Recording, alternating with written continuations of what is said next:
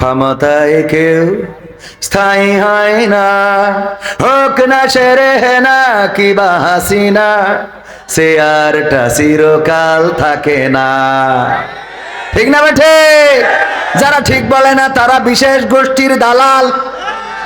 ক্ষমতায় কেউ স্থায়ী হয় না, হোক না শেরেনা কিবা হাসিনা, চেয়ারটা চিরকাল থাকে না।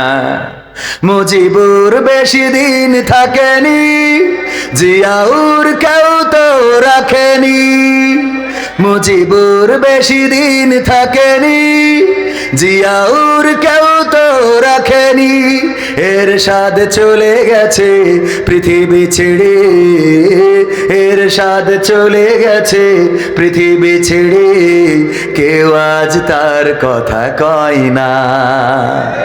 ক্ষমতায় কেউ স্থায়ী হয় না, হাসিনা ক্ষমতা ধরে রাখতে আয়না ঘর বানিয়েছিল।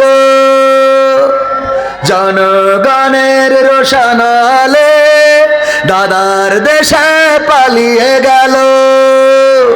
হাসিনা ক্ষমতা ধরে রাখতে আয়না ঘর বানিয়েছিল। জনগণের রোশনালে দাদার দেশে পালিয়ে গেল। ডিবি হারুনের পাশে আর, ডিবি হারুনের পাশে আর পরিমণিদের দেখা যায় না। ক্ষমতায় কেউ স্থায়ী হয় না, হোক না শেরেনা কিবা হাসিনা, চেয়ারটা চিরকাল থাকে। চেয়ার চিরকাল থাকে না, এটা সবাইকে বোঝার দরকার আছে না নাই? আমরা সবাই যদি এটা বুঝি, পৃথিবীটা সহজ হয়ে যাবে। কারো প্রতি অন্যায় করব না, কারো প্রতি জুলুম করব না, কারো প্রতি অবিচার করব না। যার ন্যায় বিচার যদি সে আমার শত্রু হয়, ন্যায় বিচার পাওয়ার অধিকার তার আছে না নাই? সুতরাং ন্যায় বিচার থেকে কেউ যেন বঞ্চিত না হয়, সেদিকে সবাইকে সজাগ দৃষ্টি রাখতে হবে।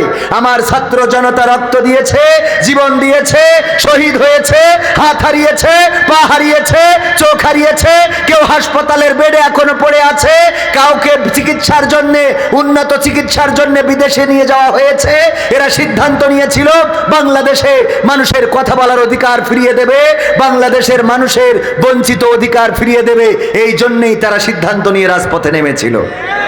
আমাদের ছাত্রীরা বলেছিল সামনে স্বাধীনতা, পিছনে পুলিশ, সুতরাং আমরা স্বাধীনতার দিকে এগিয়ে যাব, পুলিশের দিকে নয়। এই স্বাধীনতা যেন আমরা হরণ করে না ফেলি। মনে থাকবে ইনশাআল্লাহ? মনে থাকবে? স্বাধীনতা মনে থাকবে?